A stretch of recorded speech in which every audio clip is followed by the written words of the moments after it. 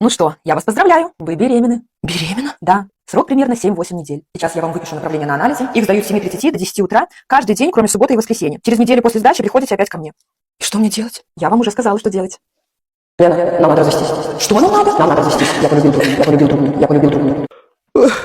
А ты чего такая А серьезная? какой я, по-твоему, должна быть? Мой муж пошел не учиться, а бегать за чужими юбками. Сергей, я все знаю про твои высокие чувства к преподавательнице. Света, я тебе верен. Да, может, телом ты мне верен, но сердцем и головой ты мне изменил. Ой, да не надо так преувеличивать. Мне она просто немного понравилась. Но живу-то я с тобой. Спать ложусь я с тобой. Детей воспитываю я тоже с тобой. Уходи, прошу тебя. Света, у нас дочь. Ты хочешь, чтобы она без отца росла? Я уверена, она меня поймет, когда вырастет. Ну, желание женщины закон. Смотри, только потом не пожалей. А вы слышали, что Анна Александровна у нас вести уже не будет? Почему? Что произошло? А она уволилась, завтра уезжает жить в Москву. Говорят, ее в какую-то элитную школу работать позвали. А ты что тут делаешь?